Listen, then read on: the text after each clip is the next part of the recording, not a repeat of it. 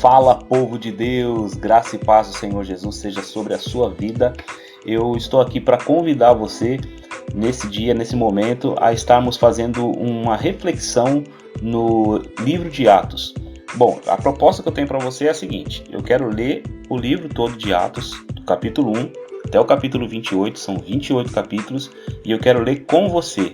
E além de ler com você, eu quero comentar com você aqui esse texto. Então, se eu fosse você, eu pegava a caneta, eu pegava a Bíblia e pegava também um caderno para você fazer anotações. Nós vamos colocar a câmera virada para a Bíblia, vamos acompanhar cada palavra do capítulo de hoje, que é o capítulo 1, e nós vamos comentar tudo que a gente vai vendo pela frente aqui, tá bom? O meu objetivo é trazer clareza aos irmãos em relação ao que está escrito e receber a edificação da palavra de Deus, que é o mais importante, tá bom? Se você puder, vem comigo, vamos fazer essa leitura. Mas antes, vamos fazer o seguinte, eu quero comentar com vocês aqui algumas curiosidades que tem no livro de Atos, né? Nós vamos ler Atos, então vamos falar um pouquinho sobre o livro de Atos. O livro de Atos, na verdade, é um livro conhecido como um livro que conta toda a história, né, do nascedouro da Igreja de Cristo após a sua ressurreição. Então ali a gente vai ter, dentro do livro de Atos, né, toda a história desde quando Jesus sobe, né, para a destra de Deus, e depois quando ele derrama o Espírito Santo no capítulo 2, e ali para frente a gente vê toda a história da caminhada, da missão da igreja se desenrolando.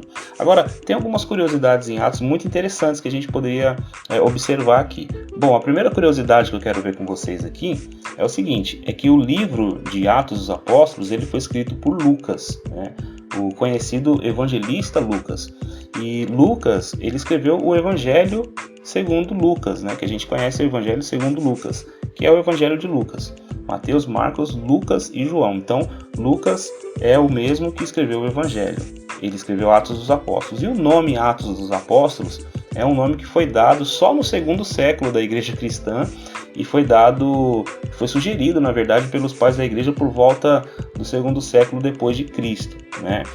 Uma outra curiosidade interessante é que no livro de Atos está registrado que os discípulos eles receberam pela primeira vez o nome de cristãos. Foi lá no livro de Atos também.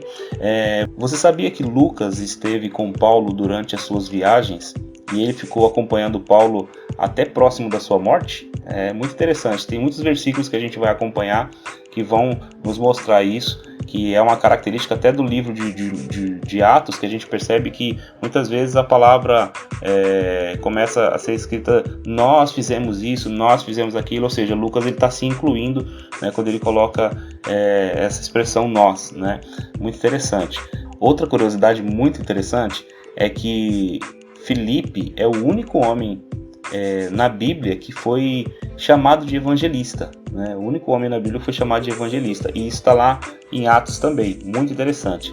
Outra coisa que é interessante é que as últimas palavras de Jesus estão relatadas no livro de Atos, no capítulo 1, a gente vai ler, inclusive daqui a pouco a gente vai ver isso aí. Você sabia que só o livro de Atos detalha a morte de Judas? Muito interessante, né? Você sabia que representantes de 16 nações em Jerusalém estavam reunidos ali no dia de Pentecostes, no dia que o Espírito Santo desceu sobre a igreja? Capítulo 2, muito interessante. Representantes, né, de 16 nações, de línguas diferentes, de povos diferentes, estavam reunidos lá em Atos 2. A gente vai ver isso também, muito interessante. Sabia que a expressão de repente, né, Atos 2, aparece por 3 vezes no livro de Atos? Muito legal, né?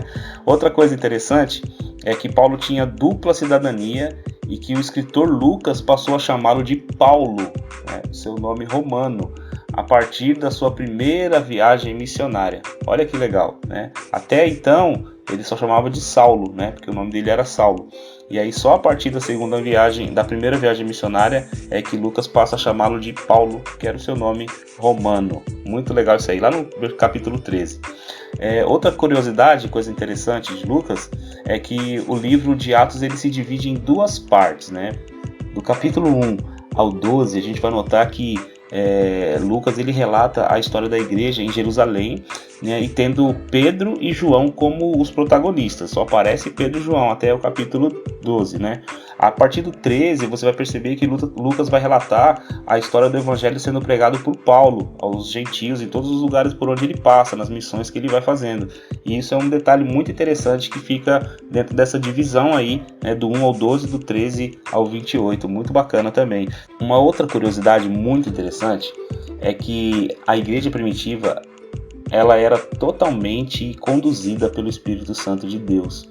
E que a palavra Espírito, Espírito do Senhor, Espírito de Jesus, Espírito de Cristo, Espírito Santo, essa expressão, né, referente ao Espírito de Deus, ela aparece 52 vezes no livro de Atos. É muito interessante isso. E mostra que era ele quem conduzia, né, a vida da igreja, quem governava a igreja, embora tivesse líderes, tivessem pessoas que lideravam a igreja do Senhor, como Paulo, Pedro e tantos outros discípulos, mas a direção vinha não da mente desses homens, mas do próprio Espírito de Deus. Ele que apartava para ele aqueles que ele ia enviar, ele que falava para não pregar numa cidade, porque tinha que pregar na outra. Era o Espírito Santo que conduzia a vida da igreja. Isso é um detalhe muito interessante que por muitos anos às vezes temos negligenciado, né? A direção do Espírito Santo. Muito bacana. Você percebeu que do começo ao fim, Lucas faz referência ao Espírito Santo e termina citando o Espírito Santo, né? Se você ler Atos 1, 2, você vai ver que o Espírito Santo está lá. E no 28, 25, a palavra Espírito Santo está lá. Então, no começo do livro e no final do livro, né, está ali a expressão Espírito Santo. É, né? Muito interessante esse detalhe. E há alguns que dizem que o nome do livro não deveria ser Atos dos Apóstolos, mas deveria ser Atos do Espírito Santo, porque quem conduz toda a igreja é o Espírito Santo. Muito legal isso. Você sabia que o escritor Lucas, né, ele não termina o seu segundo tratado? Né, o livro de Atos, ele não termina esse livro, porque a história da igreja, ela vai continuar, né? Muito interessante, o livro fica inacabado, o livro fica como se não tivesse uma conclusão. Quando você finaliza o 28 de Atos, você chega a essa conclusão, caramba, cadê a conclusão do livro, né? E é muito interessante. Você sabia que Lucas também é o único escritor gentil que escreveu 2 livros dos 27 do Novo Testamento? O único escritor gentil, todos os outros eram judeus, né? Muito interessante. Então a conclusão dessas nossas curiosidades aqui é que há muitas outras curiosidades que a gente vai perceber na nossa leitura e a gente vai encontrar aí no livro de Atos, e todavia dentro das nossas limitações, né, a gente encontrou algumas aqui para a gente poder conversar. Mas bora lá, vamos pro texto logo, que é o que interessa. Vamos ler, né, o livro de Atos e vamos degustar aquilo que o Espírito Santo tem para as nossas vidas. Vamos lá? Bora! Pega o papel, pega a Bíblia, pega a caneta para a gente anotar aí, tá bom? Bora lá! Então vamos iniciar a nossa leitura de Atos capítulo 1. Vamos lá! Fiz o primeiro relato, ó Teófilo, acerca de tudo que Jesus começou a fazer e a ensinar, até o dia em que foi elevado ao céu, após ter dado orientações pelo Espírito Santo aos apóstolos que escolhera. Depois de ter sofrido, apresentou-se vivo também a eles, com muitas provas incontestáveis, aparecendo-lhes por 40 dias e falando-lhes das coisas referentes ao reino de Deus. Nesse primeiro ponto aqui que a gente pega, nesses 3 primeiros versículos, é interessante, até a Bíblia que eu estou lendo aqui, ela está um pouquinho riscada aqui, talvez não dê para ver algumas coisas aqui por causa do risco da página de trás, mas é interessante a gente observar, que até colocaram a introdução aqui, né? Mas independente de ser introdução, a gente está vendo que aqui está falando do momento que Jesus subiu, mas antes dele subir, ele havia dado orientações aos seus discípulos, né? Isso aqui traz à nossa memória o seguinte, traz à nossa memória capítulo 24 de Lucas, né? Se a gente voltar 23 e 24, seria interessante até para fazer a leitura antes de ler o Atos, né? Por quê? Porque, como eu falei anteriormente, quem escreveu o Evangelho de Lucas, né, foi quem escreveu Atos. Então, o Lucas, ao escrever esse segundo livro, ele faz menção do primeiro aqui. Ele diz, fiz o primeiro relato, né? Então aqui na palavra relato, ó, a gente já observa que ele fez um relato ó Teófilo acerca de tudo que Jesus começou a fazer e a ensinar. Então a gente observa aqui duas coisas. O que Jesus começou a fazer e ensinar é o que Lucas pretende relatar. Então aqui a gente já encontra no primeiro versículo o porquê de Lucas estar escrevendo esse texto, certo? Ele está escrevendo esse livro de Atos para relatar ao Teófilo o que Jesus começou a escrever, né, até o dia que ele foi levado ao céu, ó, o texto dizendo aqui, né? Então, após ele ter dado orientações pelo Espírito Santo aos apóstolos que escolhera. Então, ele vai falar aqui, como nessa introdução, trazendo à tona aquele último momento, né, que Jesus estava ressurreto e apareceu aos seus discípulos. E lá em Lucas, ele finaliza com o finalzinho do capítulo 24 com Jesus subindo aos céus. Então, agora ele vai começar lembrando daquele, né, tipo aquela coisa da série, né, no episódio anterior, tal. Então ele dá meio que um episódio anterior aqui, entendeu? Aí depois de ter sofrido, olha só que interessante, apresentou-se vivo também a eles com muitas provas incontestáveis, aparecendo-lhes por 40 dias e falando-lhes das coisas referentes ao quê? Ao reino de Deus. Olha isso, que interessante. Tudo que Jesus trabalhou ensinando, né, como a gente viu aqui, ó, ensinando e fazendo, foi uma apresentação do reino de Deus. Então ele estava falando-lhes das coisas referentes ao reino de Deus. E aí ele vai mencionar a ceia também, ó. Enquanto participava de uma refeição com eles, ordenou-lhes que não se ausentassem de Jerusalém, mas que esperassem a promessa do Pai, a qual disse ele: de mim ouvistes. Porque na verdade João batizou com água, mas vós sereis batizados com o Espírito Santo dentro de poucos dias. Então o Lucas vai trazendo à memória aqui as últimas palavras de Jesus, né? E também até algumas palavras que foram antes que ele ensinou, né? A respeito, né, dessa promessa aqui, né? Eu lembro que quando estava lendo João no comecinho, mencionava isso aqui, né? Que João falando de Jesus, que ele batizou, né? Ele batizou as pessoas com água, mas viria um que iria batizar as pessoas com fogo, né? E aí o que acontece? O fogo aqui no caso é uma alusão, né, no caso, ao que vai acontecer no capítulo 2. Né? Então a gente tem aqui essa referência a esse momento, né, de Jesus batizando, para eles esperarem, né, desse momento que ia chegar aqui no 5, né? Porque na verdade João batizou com água, mas vós sereis batizados com o Espírito Santo dentro de poucos dias, né?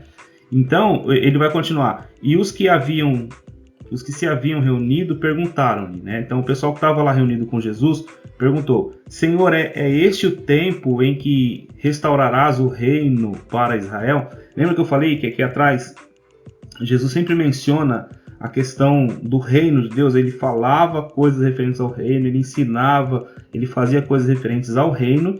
E aqui o que acontece? Havia uma expectativa no coração não só dos discípulos de Jesus, mas de todo o povo de Israel, que haveria de se cumprir as profecias acerca do Messias, né? E que o Messias ele iria restaurar o reino, né? E aí o que acontece? A gente percebe aqui que essa expectativa deles, de certa forma, ela estava frustrada nesses discípulos, porque Jesus morreu, ele ressuscitou e agora ele foi para o céu, né? E ainda não aconteceu a ideia da restauração do reino. Por quê? Porque eles imaginavam um reino humano. O que é reino? Né? O governo de Deus, né? O governo de Deus sobre os homens, né? E esse governo eles esperavam que fosse o quê? Um homem, um político, um rei, né? Que viesse montado num cavalo, né? Fazendo proezas, fazendo coisas com base na questão de guerra, por exemplo, como Davi, que foi um homem, né, que guerreou contra vários inimigos de Deus e tal, e havia essa expectativa, né? E aí eles perguntam, né? Senhor, é este o tempo em que restaurarás o reino para Israel? É bom lembrar que ele está pontuando aqui que se é este o tempo. Que tempo? O tempo que Jesus tinha falado de que eles seriam batizados. Então ele estava, poxa, então Jesus não fez o cumprimento das profecias do reino até agora, Então ele está falando que vai vir o Espírito Santo, então vai ser nesse momento que vai restaurar o reino? Então eles perguntam, né? E aí ele diz assim, ó, ele respondeu, não vos compete saber os tempos ou as épocas que o Pai reservou por sua autoridade. Olha que interessante aqui, né? Então não fica preocupado quanto à promessa do reino, né? Do reino que Jesus vai estabelecer como Messias, né? Que na verdade o que eles estão falando do reino aqui é o reino vindouro, né? O reino da segunda vinda de Cristo. E Jesus não vai decepcionar, eles vão, daqui 2000 anos que eu vou vir, não. Então ele não vai falar, então não compete a vocês saber, né, os tempos ou as épocas que o Pai reservou por sua autoridade, né? Deus está no controle do tempo dessas profecias e elas vão acontecer. Mas ele quer que os discípulos foquem no que vai acontecer e vivam aquele momento da essência da missão que Deus tem para eles, né? Que é a continuidade da obra que ele começou. Aí ele continua, né? Mas, né? Então assim, deixa eu voltar aqui. Ele lhes respondeu, não vos compete saber os tempos ou as épocas que o Pai reservou por sua autoridade. Mas recebereis poder, né? A palavra grega aqui, poder, é dunamis, né?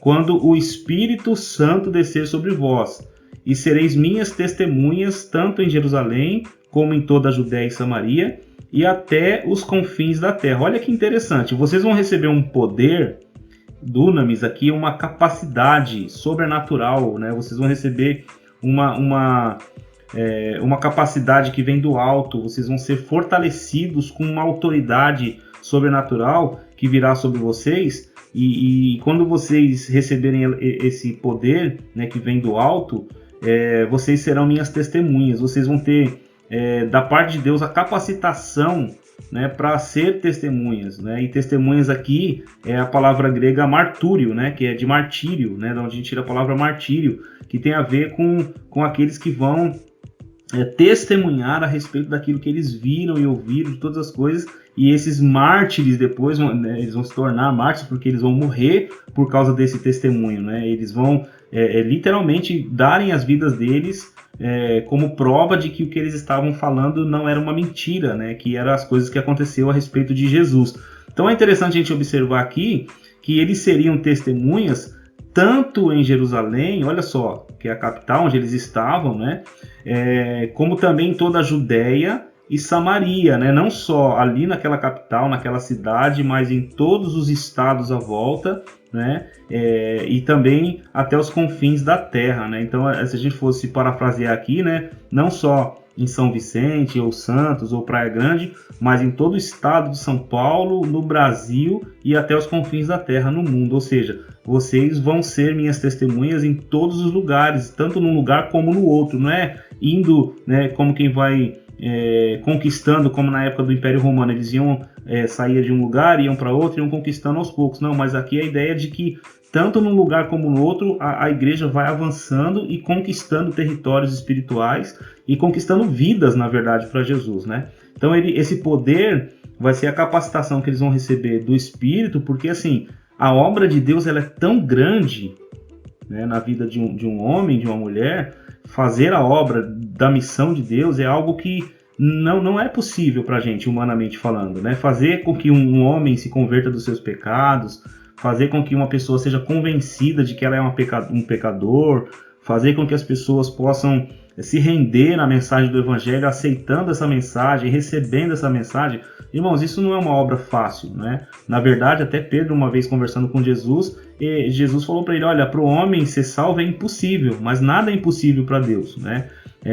Até Jesus falando sobre o negócio do rico, ele fala, é mais fácil um camelo passar pelo buraco de uma agulha do que um rico entrar no reino do céu. Para o homem é impossível ser salvo, né? Ele estava dizendo nesse sentido. Para o homem é impossível ser salvo, mas para Deus nada é impossível. Por quê? Porque Deus tornou possível essa salvação por causa do Espírito Santo, né? Que lá em João, inclusive, vai falar que o Espírito Santo ele vai convencer o homem do pecado, da justiça e do juízo. Então, a obra já começa aqui, ó. Primeiro, ó, volta aqui no 2, você vai perceber, até o dia em que foi elevado ao céu, após ter dado orientações pelo Espírito Santo. Então, o Espírito Santo vai nos ensinar, vai nos orientar em tudo que fazer, em tudo que ensinar sobre o reino de Deus.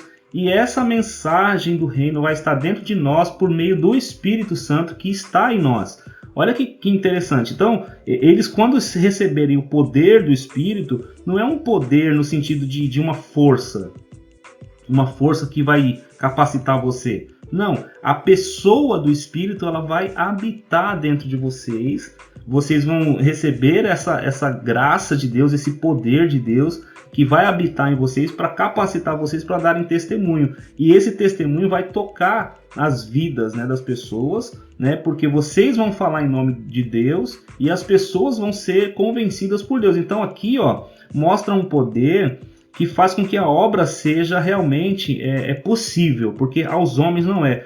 Não é possível eu convencer um pecador e não é possível o pecador ser convencido, entende? Há uma barreira entre a mensagem e o mensageiro, né? A mensagem e aquele que está recebendo a mensagem também. Então há uma barreira de todos os lados e o poder do Espírito vai quebrar toda essa barreira, vai fazer de nós testemunhas e ao mesmo tempo vai fazer essas pessoas elas receberem a mensagem e serem salvas. Então, vai descer sobre vocês, né, e vocês vão ser minhas testemunhas. Vocês vão testemunhar a respeito das coisas que eu fiz e que eu falei. Depois de dizer essas coisas, olha o 9. Ele foi levado às alturas, enquanto eles olhavam, e uma nuvem o encobriu de seus olhos. Olha que legal isso aqui, ó. Enquanto eles, estando eles com os olhos fixos no céu, eu fico imaginando essa cena aqui, né? Eles parados numa montanha, sei lá, num lugar, né, fora, assim, do lado de fora, e eles vendo, né, o Senhor subindo para os céus, né? Enquanto ele subia, apareceram junto deles 2 homens vestidos de branco, que lhes disseram: Homens galileus, por que estáis olhando para o céu? Este Jesus que dentre vós foi elevado ao céu virá do mesmo modo como o vistes partir. Aqui, irmãos, olha só que interessante. Aqui sim, nesse versículo 11 a gente consegue perceber que é aqui que vai responder aquela pergunta lá. Quando que vai ser o tempo que vai restaurar o reino a Israel? É aqui que começa a resposta para aquela pergunta. Na verdade, não está querendo responder, né? Na verdade, estou dizendo aqui que, num paralelo, né, não é quando você receber o poder do Espírito que vai restaurar o reino, porque o reino não era um reino humano, né, mas era um reino espiritual. Um reino de Deus é um reino celestial, um reino que vem do céu. Mas aqui, nesse momento aqui, quando Jesus voltar, né, do mesmo jeito que eles viram, ele vai descer do céu, todo olho verá, toda língua vai confessar que ele é o Senhor. Nesse momento que todo olho vê Jesus vindo nas nuvens, né, no grande dia que ele voltar, é exatamente nesse momento que vai começar a restauração, né, de Israel. E é interessante que ele fala: olha, vocês estão olhando para o céu, né, para com isso, não fica olhando para lá não. Esse Jesus que dentre vós foi levado ao céu virá do mesmo modo que o vistes partir. Isso aqui fala, sabe o que para nós, irmãos? Às vezes a gente fica tão focado: eu vou para o céu, Jesus vai me levar para o céu e tal, e tal, e tal. E às vezes a gente fica tão focado nessa coisa de ir para o céu ou de Jesus voltar para nos buscar e tal, e isso não é errado, a gente tem que realmente focar nisso. Só que às vezes a gente esquece que a gente está na Terra. E eu não estou falando aqui que a gente está na Terra para consumir as coisas do mundo, para se divertir, para viver a vida e aproveitar o melhor, não. Isso aqui, na verdade, é uma questão de foco. Para de olhar para o céu e olha para a Terra. Está acontecendo coisas na Terra aqui que vocês precisam intervir. Estão acontecendo coisas na Terra que vocês vão ser instrumento de Deus para transformar, para mudar. Então não fica olhando para o céu, né? Esse Jesus que dentre vós foi elevado ao céu virá do mesmo modo como vistes partir. Aí o texto vai continuar dizendo assim: então eles voltaram para Jerusalém. Voltaram para Jerusalém. Por que eles voltaram para Jerusalém? Porque Jesus ordenou, entendeu? Que eles ficassem em Jerusalém, né? Até aqui, não se ausentem de Jerusalém, mas esperem a promessa do Pai, versículo 4 no finalzinho. Então eles voltaram para Jerusalém, vindo do monte chamado das Oliveiras, que fica perto de Jerusalém, a distância de caminhada de um sábado, no caso 1 quilômetro aqui, né? Quando chegaram à cidade, tem até um detalhe aqui, né? Um sábado andando só dá 1 quilômetro, porque aqui tem até um asterisco na minha Bíblia aqui, e é cerca de 1 quilômetro. Por quê? Porque no sábado não pode andar. ficar andando o dia inteiro, não pode, é o dia do descanso. Então, naquelas regras dos judeus, tinha aquela coisa do 1 quilômetro. Se for só 1 quilômetro, você não é considerado um trabalho. Então, é a distância de um sábado, caminhada de um sábado. Então, é muito pertinho, né, do Monte das Oliveiras até Jerusalém. Então, eles foram até lá, e aí o 13 vai dizer, quando chegaram à cidade, subiram ao aposento superior, onde estavam Pedro, olha que interessante, João, Tiago e André, Filipe e Tomé, Bartolomeu e Mateus, Tiago, filho de Alfeu, Simão, o Zelote, e Judas, filho de Tiago. E reunidos todos, se dedicavam à oração, juntamente com as mulheres, com Maria, mãe de Jesus, e com os irmãos dele. Muito interessante esse detalhe. Primeiro por quê? Porque ele vai dizer quem estavam reunidos, né, nesse momento, nesse lugar aqui, aguardando o quê? A promessa. Então, olha o que eles fizeram de imediato. Eles foram para Jerusalém, e lá em Jerusalém, o que eles fizeram? Eles foram para um aposento superior, ó. Subiram ao aposento superior, onde estavam Pedro, Tiago e João, e todo mundo lá, os 11 discípulos no caso, né? Porque o Judas já havia batido as botas aqui. E aí o que acontece? Unidos todos dedicavam à oração, gente. Olha que interessante isso aqui, ó. Eles estavam aqui dedicados, primeiro unidos, né? Eles estavam em unidade. Todos se dedicavam à oração. Aí o texto vai mostrar primeiro que eles estavam unidos, depois que estavam dedicados à oração. Mas quem estava com eles? Juntamente com as mulheres, com Maria, mãe de Jesus, e com os irmãos dele. O texto vai discriminar aqui cada pessoa, porque às vezes, por exemplo, no círculo católico, né, fala que quando Jesus fala os seus irmãos, não é irmão de sangue, mas os irmãos lá da igreja, né? Os irmãos são os discípulos. Não, discípulo é discípulo, apóstolo é apóstolo, mãe é mãe, minha mãe, com Maria, sua mãe, né? A Bíblia dá essa clareza, né, para a gente poder ter essa compreensão. Então aqui a gente vê o quê? Que estavam reunidos as mulheres, né? A Maria, no meio das mulheres, a mãe de Jesus. Então ele discrimina, ele faz questão de mostrar que Maria permaneceu lá, ela não se afastou, não se desviou, não. Porque perdeu o filho, não, ela está lá, está firme, né? Entendendo que há um propósito de Deus, e eles estão em obediência aqui. Isso aqui fala da obediência dessa primeira igreja aqui, né? E aí o que acontece? Eles estão reunidos também com os irmãos de Jesus, que em algum momento, né, não creram nele, mas que agora estavam em obediência porque estavam percebendo que as coisas que Jesus falou tinha realmente acontecido. E aí no 15 vai continuar o seguinte: naqueles dias, estando ali reunidas cerca de 120 pessoas. Irmãos, é muito interessante os detalhes na Bíblia, a gente precisa se atentar a esses detalhes. Cerca de 120 pessoas, né? E ali reunidos, né, eles estavam orando, estavam esperando, né? Duas coisas: unidos, orando, e agora a terceira coisa, esperando. Eles estavam esperando. Esperando o quê? Aquela promessa. E aí o texto vai continuar dizendo o seguinte: Pedro levantou-se no meio dos irmãos e disse: irmãos, devia-se cumprir a escritura que o Espírito Santo, mais uma vez a palavra aqui, Espírito Santo, predisse pela boca de Davi acerca de Judas, que foi o guia dos que prenderam Jesus. Pois ele era contado como um de nós. Olha esse detalhe. Pois ele, né, o Judas, era contado como um de nós e teve parte neste ministério. Ele adquiriu um campo para o pagamento do seu pecado e, precipitando-se de cabeça, arrebentou-se ao meio, e todas as suas vísceras se derramaram.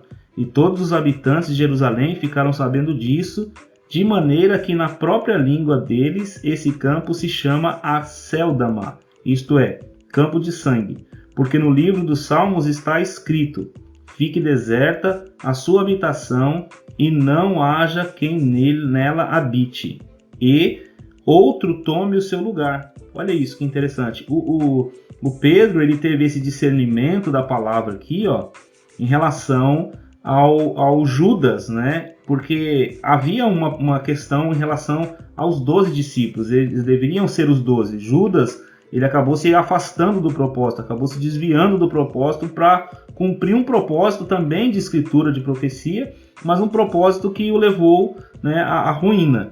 E aí o que acontece? É interessante notar aqui que havia profecias e Pedro tem esse discernimento, né, de que aqui nesse salmo se referia ao Judas e que alguém deveria tomar o lugar dele. Aí qual que é a postura de Pedro aqui, né? Entendendo que estava faltando um, né? Entendendo que era para ser 12 apóstolos, não podia ser 11, tinha que ser 12, que Jesus escolheu 12, mas como um se afastou, porque ele era contado como um de nós, teve parte desse ministério. Mas nós não podemos ficar com o time desfalcado. Olha que interessante isso. Nós precisamos reparar essa perda. E aí ele se volta para a palavra e encontra nos Salmos essa referência, mostrando que ia acontecer isso com Judas mesmo, e que eles deveriam, a interpretação deles é o seguinte, então vamos, é necessário que dentre os homens, ele coloca no 21, assim é necessário que dentre os homens que conviveram conosco todo o tempo em que o Senhor Jesus andou entre nós, olha só, tem que ser alguém, olha os requisitos, né? Quais as exigências dessa pessoa que vai tomar o lugar de Judas? Tem que ser alguém que andou, dentre os homens que conviveram conosco todo o tempo em que o Senhor Jesus andou entre nós. Então, esse período todo, dos 3 anos e meio mais ou menos, né, começando desde o batismo de João, até o dia em que dentre nós ele foi elevado aos céus. Um deles se torne conosco testemunha da sua ressurreição.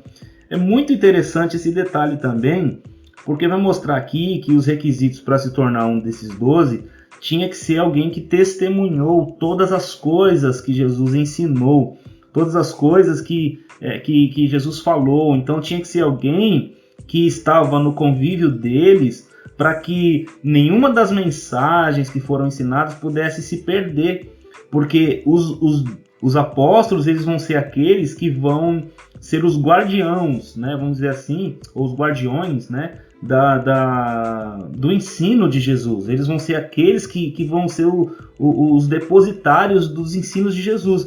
Então essa pessoa que vai substituir não pode ser um cara que chegou agora, não pode ser um cara que não andou com Cristo, não pode ser um cara que não testemunhou, porque vocês vão receber poder, no versículo 8, para ser testemunha. Como que vai testemunhar, né, se você não estava lá? Então o seu testemunho vai ser falso, vai ser mentiroso, então não pode. Olha que toque assim, interessante pra gente, né?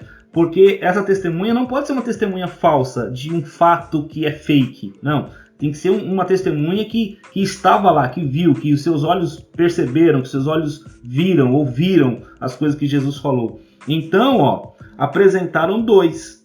José, chamado Barsabás, também chamado Justo, e Matias, né? Aí eles trouxeram o Matias para ser... para fazer parte aqui dessa votação que ia ter. E aí, 24. E orando, disseram: Tu, Senhor, que conheces o coração de todos, mostra qual destes 2 tem escolhido. Olha que legal, irmãos, isso aqui. Há uma dependência, logo no começo de tudo isso, irmãos, antes deles terem recebido o Espírito Santo, há uma dependência deles aqui de uma direção do Espírito Santo. Sabe? Eles pegaram as Escrituras, pegaram os Salmos, minha Bíblia está soltando tudo aqui. Olha que interessante, eles entenderam que esse salmo aqui, ele se referia ao que aconteceu com Judas. Eles interpretaram que precisava colocar um 12º aqui no lugar de Judas, e aí o que acontece? Eles submeteram essa decisão, né, mesmo sendo uma interpretação da palavra, mesmo sabendo que aquilo era algo que estava correto, né, aos olhos, né, da lei, da palavra de Deus, mas eles vão recorrer aqui à oração e submetendo essa decisão, não à escolha deles. Não pode, pega qualquer um lá que andou lá, vamos pegar lá. Eles deviam ter na cabeça deles assim pessoas que andaram, que eles conheciam. Mas eles desejaram o quê? Eles desejaram submeter isso, né, essa escolha ao Senhor. Então, orando, olha o que eles disseram: Tu, Senhor, que conheces o coração de todos. Olha só, mostra qual destes dois tens escolhido. Por quê, irmãos? Porque o coração fala muito de quem é. Porque às vezes a gente, com o nosso coração, a gente pensa assim, a pessoa A ou a pessoa B, ela vai dar certo para fazer isso que a gente precisa na igreja. A pessoa A ou a pessoa B, ela é uma pessoa, adequada para isso. Quantas vezes eu mesmo, como pastor, me decepcionei, às vezes, colocando uma pessoa A ou B para fazer uma coisa que eu achava que essa pessoa iria fazer. E quando eu percebia, Deus levantava pessoas no meio que faziam aquilo que eu precisava sem eu ter chamado essas pessoas para fazer. E aí me ensina que Deus é que conhece o coração de todos.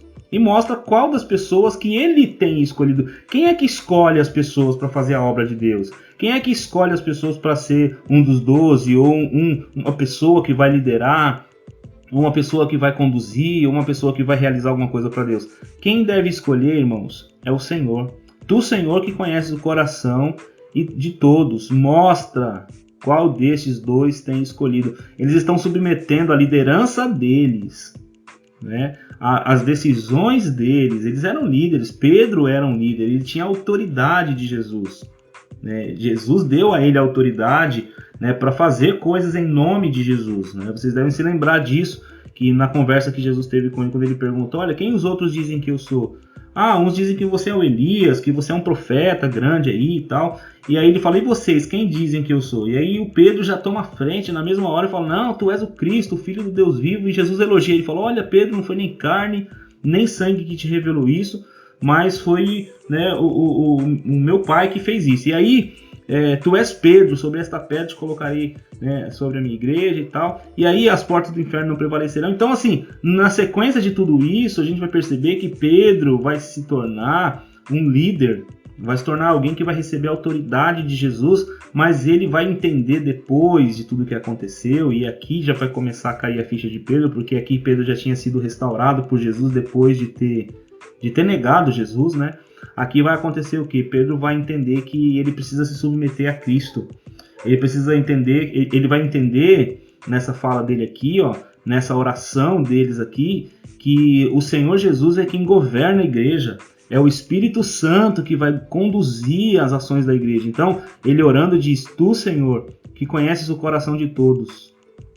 Esse é o ponto. Conheces o coração de todos.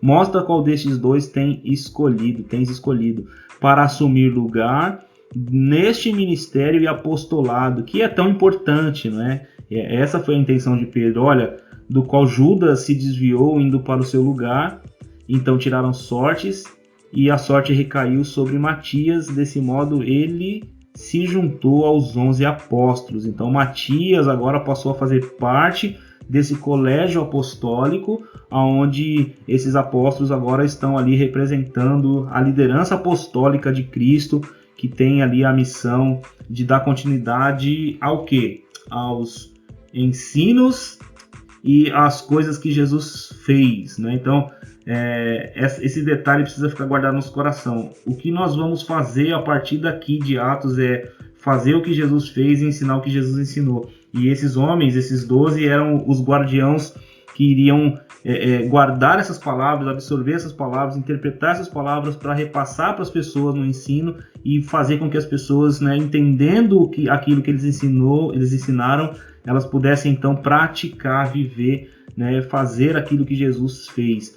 Muito interessante. Então a gente fecha aqui o capítulo 1, né? Eu espero que você tenha sido abençoado com esse momento aqui, com esse tempo, e que esse capítulo possa fazer aí todo sentido para você, que você possa extrair desse capítulo algumas lições interessantes para a sua vida, tá bom? Um grande abraço, fique na paz, até amanhã, se Deus quiser, em nome de Jesus.